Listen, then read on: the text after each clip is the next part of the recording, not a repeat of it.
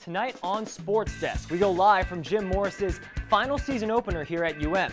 We're going to check out a ceremony that honors some of the most influential female athletes in college sports. And Canes baseball says hi to an old friend. We check out a guy who goes from rags to riches. All that and more. Sports Desk starts right now.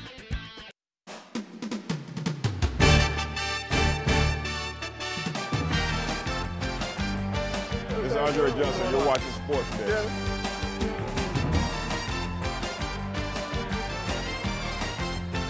Hi, I'm Jim Kelly, former UM guy. You're watching Sports Desk. I'm Ken Dorsey, and you're watching Sports Desk.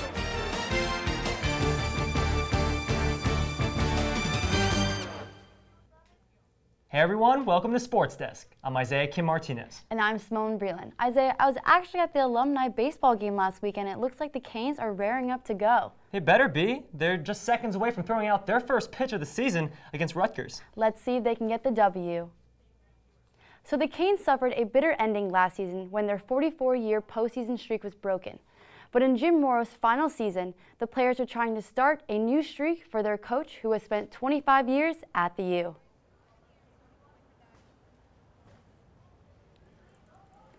Reporter Jihad Shatara is live from Mark Lights Field as Miami faces off against Rutgers. Simone, Jihad, how are the emotions out there? Extremely high right now. I caught up with a few of them before the game. They know what Jim Morris means to this program. We caught up with him at a media availability this week. He doesn't know what this day is going to bring. Here's what he had to say. An emotional, unique year for me, being my last year coaching. I've had a uniform on since I was 8 years old. So I know next year will be even more emotional when I'm sitting out there watching. And what better way to kick off his 25th and final opening weekend than this Jim Morris bobblehead right here? Look at it, it's very realistic. The 3 jersey, it is a younger version, I will say. It's not the silver fox we've come to love and know, but it's a great commemorative item if you're one of the first 1,000 fans in the ballpark. They're also doing a commemorative milkshake cup, but guys, definitely hurry here. But we're gonna toss it over to Alexis and Josh in studio. Guys, talk a little more than just cups and bobbleheads. Take it away, guys.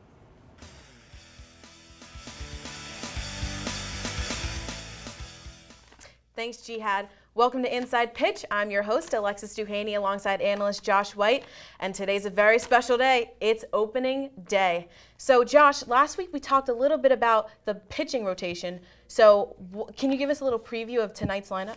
Yeah, when you talk about this year's Canes lineup, tons of freshmen in that order, 5 true freshmen, a 6th in redshirt freshman catcher Michael Amditis, who only played 7 games a year ago before breaking his leg. But when you look towards the middle of that order, they got tons of experience. Romy Gonzalez hitting 3rd, Danny Ray is hitting 4th, the former Florida transfer. Alex Terrell, a big bat further down that lineup, so plenty of talent to go around up and down 1 through 9 for that Hurricanes order. Freddie Zamora, a nice roundup guy as well, hitting 9th, so should be an exciting weekend for the Hurricanes. And they're playing a 3-game series against Rutgers, so how do you think that's going to play out? Yeah, another season for Miami starting off against the Scarlet Knights of Rutgers. And Miami only took 2 of 3 games last season, something Miami was not looking to do at all. They were trying to sweep the series, but I think they're going to do that in this year's series against Rutgers. When you think about the Rutgers Scarlet Knights, they're not known for their baseball, and there's good reason for that. They do have one guy on that team, born and bred in South Florida, Jawan Harris, had himself a series last year, 5 of 12, 2 home runs, 2 multi-hit games. He's going to be a problem for pitchers on the Miami side in this series. They're going to have to keep him off the base pass so he can't wreak havoc. For Rutgers, they've only announced their Friday and Saturday night starters. John O'Reilly gets the nod on Friday night. Serafino Brito gets the nod on Saturday, 2 guys that pitched against Miami from a year ago. But I think the Hurricanes are going to take the series behind strong pitching, and that lineup's going to get their first crack. A little inexperienced, but they'll adjust by Sunday. Who do you think are going to be 2 key players for this weekend? Yeah, I think when you talk about this weekend, you got to go with experience for Miami. Romy Gonzalez, who's a team MVP from a year ago, led the team in home runs, RBI, slugging percentage, you name it. He was all over the stats last year. He's hitting 3rd. He's starting his first game in right field. So I think that's going to be big for him, try and provide some lift to this Hurricanes order. And then on the pitching side, it's got to be Andrew Cabezas, the Canes closer. He's going to pitch a lot of innings this weekend. Miami's going to win a lot of games, so look for him to make a huge impact. All right, well, that's all the time we have. Back to you guys. Staying on baseball, Miami kicked off their season with their annual Fan Fest and Alumni Game last weekend. Local fans and former players came together for the celebration. Hurricanes PA announcer J-Ro honored each alumni, but the team always saves one name for last.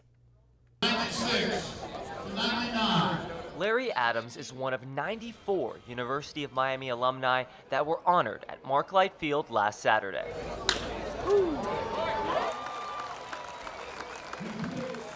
But he isn't just any former Cane.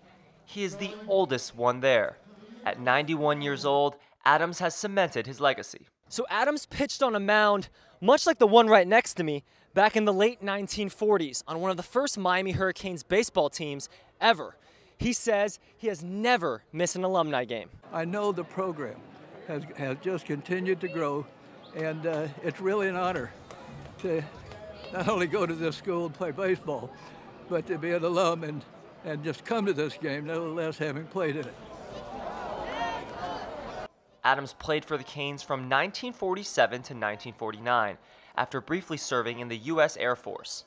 But his life has stretched far past the baseball diamond. In 1949, Florida Power and Light Company hired Adams, mainly to play in their corporate baseball league. Little did they know, Adams would have a 42-year career there. He started as a lineman, digging ditches, and worked his way up to senior vice president. My dad is a totally self-made man. You know, Horatio Alger's story. He started at the bottom of the totem pole. An amazing work ethic. From that moment on, he dedicated his life to community service. His work has been recognized all over the country. Multiple former U.S. presidents have praised his accomplishments. But Adams' biggest passion has always been for his family. My dad has the highest energy level of any human being I've ever met, and he's the most positive human being I've ever met. His wife, his son, his granddaughter, and his great-granddaughter Leah all attended the Alumni Game celebration. 4 generations, all there enjoying each other's company. It's the norm for this family. Birthday to you, and many more. Leah just turned 4 years old and already has an inseparable bond with her great-grandpa, who she calls Gigi Larry. Other Gigi. She calls her both Gigi. Oh, I'm gonna fall down. Oh, where's the lion? Oh, lion, don't hurt. Don't get me, lion. No, don't get me. Adams is reminded where it all started every February, right back at UM. Reporting in Coral Gables, I'm Isaiah Kim Martinez, UMTV. When we come back, we'll learn about a former 5-star tennis recruit with a house divided. How did he end up at the U? Find out after the break.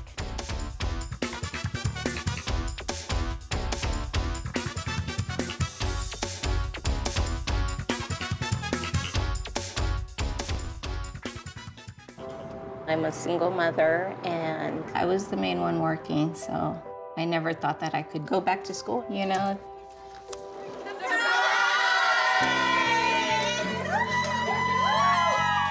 My sister, my mother, everybody wanted to help me with my kids.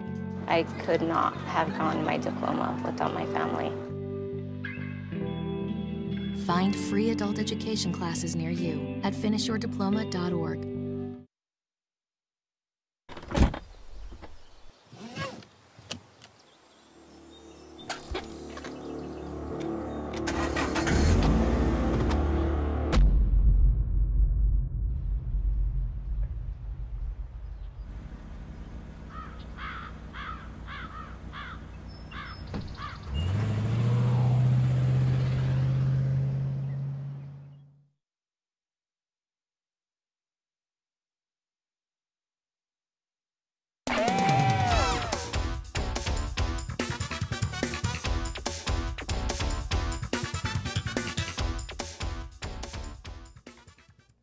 Hurricane Irma is in the rearview mirror, but the University of Miami may not be done with dealing with the consequences. Back in September, the Canes canceled a non-conference road game against Arkansas State, and now the school is prepared to take Miami to court. $650,000 is the asking price from ASU, sending a message to Miami that if they don't pay, a lawsuit is coming. The deadline, though, was yesterday. Miami didn't pay. UM Athletic Director Blake James said he would not comment on the issue. The Miami basketball teams are approaching the end of the season and getting ready for the ACC tournament.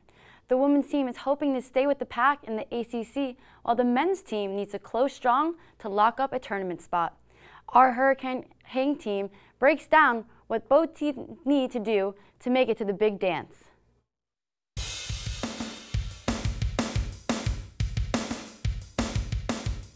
Welcome to Hurricane Hang Time. I'm your host, Brianna Nussbaugh, here with analysts David Perez and Max Trink.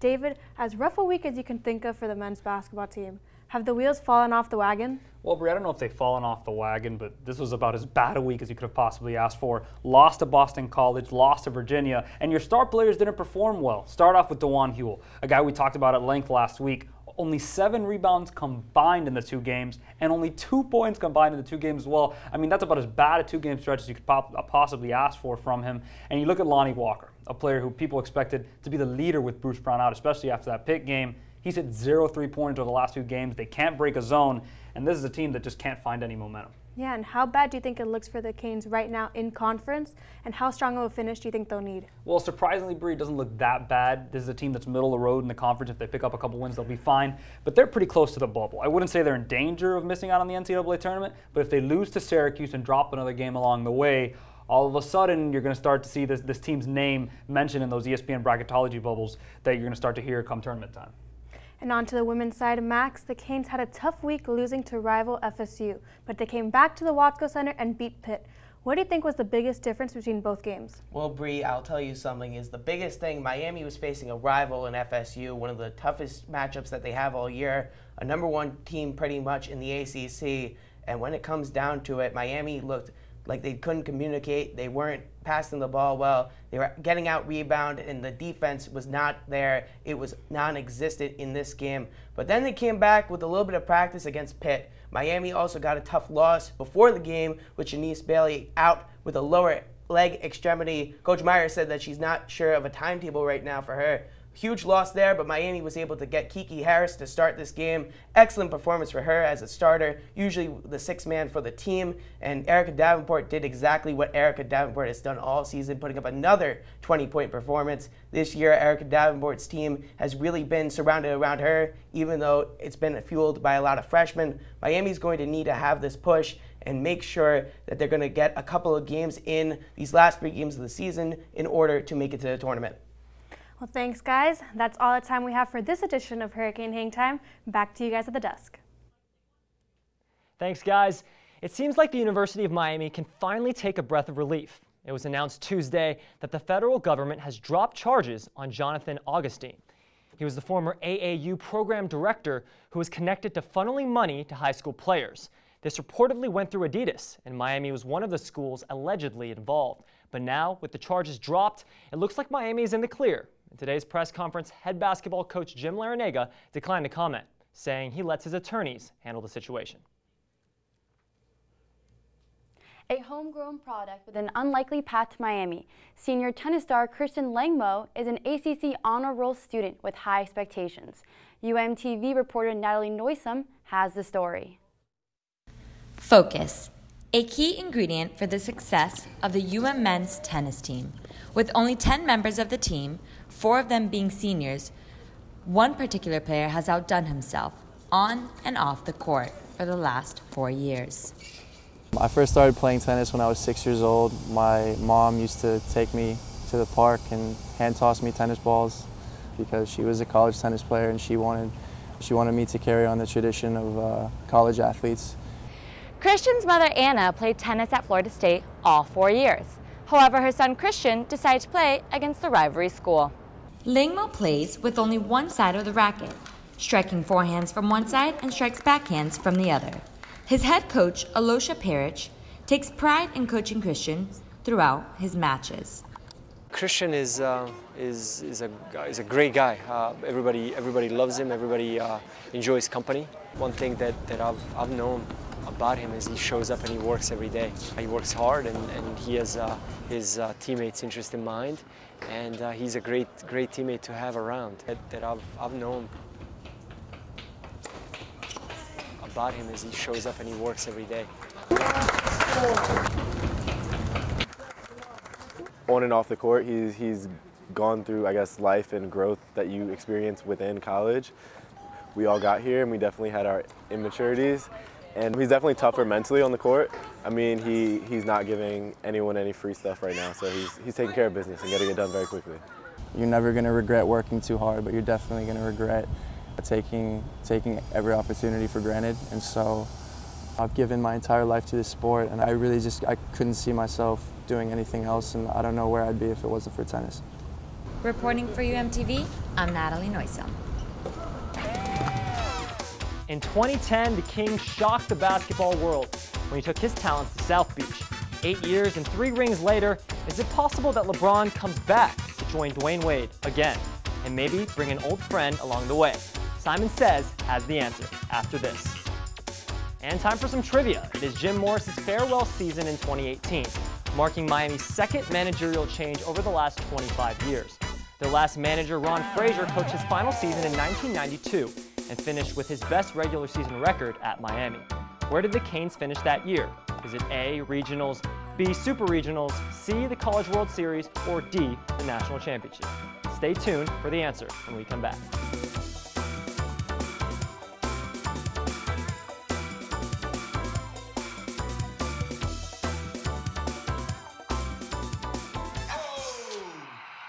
Checking your fantasy league? Nah, just my 401k statement. Nice. Where'd you find the money for that? I just been saving a little every month. I can't seem to save anything. Well, what about all this? What about the money you're spending? What money? It's gone before I can get my hands on it. I got a pizza for a Todd. Hey, can somebody spot me? When it comes to financial stability, don't get left behind. It's 547. Get tools and tips for saving at feedthepig.org.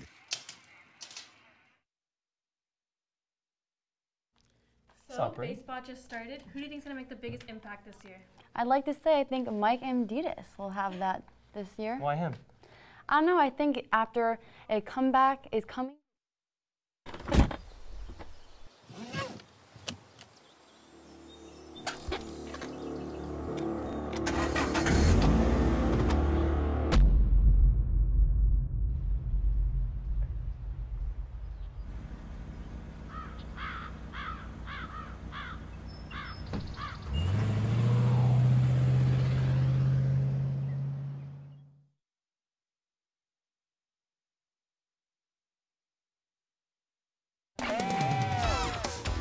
If you guessed C, the College World Series, you are correct. The Canes went 55-10 in 1992 and played their way into Omaha before losing to Cal State Fullerton in the semifinals.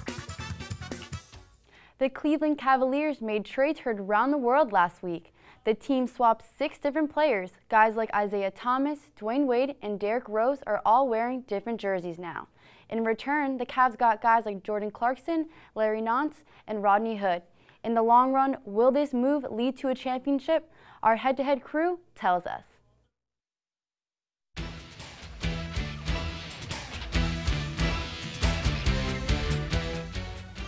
Good evening and welcome to Head to Head. I'm your host Cameron Dobbs, here with Skylar Sands and Andrew Bleckman.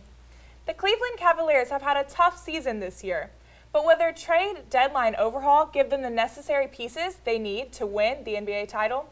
Andrew, what are your thoughts? I think it does give them the necessary pieces, and I think the first thing we have to look at is addition by subtraction, getting rid of Isaiah Thomas. Clearly something wasn't working with him and LeBron. They weren't getting along. He was the main piece in that Kyrie Irving deal, along with that first-round pick from Brooklyn that's going to be coming up in this year's draft. He wasn't getting it done. They weren't gelling. They need to get rid of him if they want to keep LeBron. Also, defensively, they were really struggling. They brought in a lot of younger, athletic defensive players. I think they addressed all their needs. I think it gives them a good chance. I mean, personally, I don't think they have what it takes to win the title this year, especially after that trade deal. And don't get me wrong, I think their team is better than before, but they offloaded necessary playoff pedigree and experience that would have been crucial down the line, primarily in the form of Isaiah Thomas and Dwayne Wade. Your thoughts on it? Yeah, no, I think that they did get rid of a lot of players, but they brought in these younger guys. I'm talking about, look, Rodney Hood, a guy that not a lot of people know about, but he's playing in Utah, really good three-point shooter, really good scorer, doesn't need the ball in his hands to score, and that's the type of player you need to put alongside a LeBron James that likes the ball in his hands, dish it out to him for 3.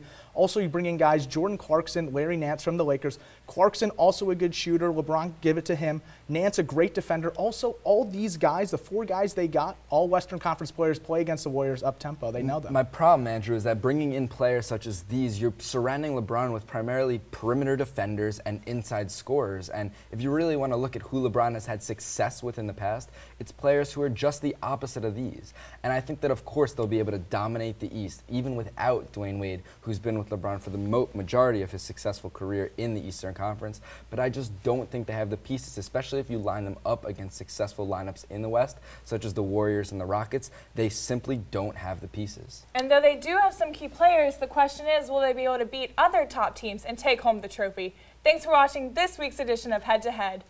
Back to you at the desk. UM hosted the 4th annual celebration of women's athletics this past weekend. Maria Taylor, an ESPN reporter, led the ceremony as a guest speaker. The event honors Miami female student athletes and the alumni that paved the way.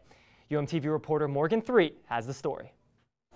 This past Sunday, over 300 people gathered for brunch to celebrate women's athletics at the University of Miami. Miami brought in ESPN's Maria Taylor to MC the event. But the event that I'm most excited to be at is this one. So when I got the call... And it's important for female athletes to be recognized and understand that their hard work and dedication is noticed, and we all want to be there to support them. So I think it was an awesome night or day to just be around and celebrate women and see the awesome support that they all have here. They did have support as the crowd shared laughs with University of Miami's president Julio Frank and women's basketball head coach Katie Meyer. And believe me, when you share your mother's womb with a woman, you learn to respect women. I have... And I know you're going to hear a lot of inspiring messages. Can I do this without my... I don't know. Inspiring messages, a lot of encouragement, a lot of praise, a lot of lofty words. The most impactful and encouraging words came from the guest speaker for the afternoon, UM alumna and 3-time Olympic medalist, Lauren Williams. That you'll find that you'll be struggling through that transition. It happened to me when I had to figure out what life after sport looked like for me. But what I did, I took my strengths, I found a gap, and I decided to fill it. The rest of the afternoon was spent highlighting several athletic leaders, recognizing their accomplishments in the classroom, in their sport, and in the community. That the University of Miami takes women's athletics very seriously, and that we have some great individuals on our teams. Just showing the girls that are around me being awarded today was just phenomenal to see that all of their academic and athletic successes combined truly stem from the University of Miami.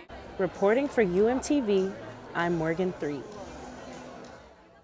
While the Cavs made moves preparing for life after LeBron this trade deadline, the King is thinking about his own future.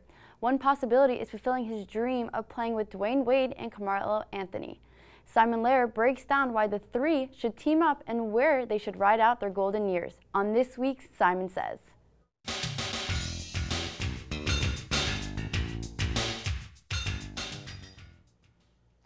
LeBron James and Dwayne Wade go way back. They each started their NBA journeys in 2003 and became fast friends throughout the draft process. LeBron also took a liking to another member of that draft class who had actually played against him in high school before going on to win the national championship at Syracuse. That, of course, was Carmelo Anthony. LeBron wound up going first overall, Anthony third, and Wade fifth in one of the most stacked drafts the league has ever seen. It's no secret that all three friends want to play together. LeBron told Bleacher Report in 2016 that they have had plenty of conversations throughout their NBA careers about linking up, LeBron even saying that he would gladly take a pay cut somewhere down the road to do so. Well, guys, welcome to somewhere down the road. All three of these future Hall of Famers will hit free agency together this coming summer. With Wade and Anthony in the twilight of their careers, this is probably the last good chance to make this happen. LeBron already brought a championship to Cleveland, and with nothing left to prove there and things looking pretty bleak for the Cavs, I think it's more likely than not that he'll leave this summer. If LeBron knows what's good for him, he'll do exactly what he did the last time. Well, maybe not exactly like last time. But if LeBron really wants to cement his legacy and have fun doing it, he will take his talents back to South Beach. Dwayne Wade made his return last week, and now it's time for LeBron to do the same. The Heat would instantly become the front runner in the East. D-Wade has already said he wants to finish his career in Miami, and LeBron's return would surely convince number 3 to come back for at least a couple more seasons. The Heat also lack a pure shooter and are reportedly planning on making a run for Carmelo Anthony this summer. If LeBron goes to Miami, Melo has more than enough reason to follow him. There has never been a better time for these guys to make their dream a reality, and there's no better place to do it than South Beach. That's what Simon Says. Basketball players are known for being athletic, tall, and coordinated. After the break, we'll introduce you to one that uses these talents to express herself off the court. Don't go away. Patriotism. It inspires passionate debate, and it's worn like a badge of honor with good reason, because it means love and devotion for one's country. But what really makes up this country of ours? It's the people. To love America is to love all Americans. This year, patriotism shouldn't just be about pride of country. It should be about love. Love beyond age, sexuality, disability, race, religion, and other labels. Because love has no labels. This Hurricane senior does a little bit of everything for the women's basketball team. She can score, she can rebound, and she can break it down on the dance floor. Morgan Threet sits down with Athlete of the Week, Kiana Harris.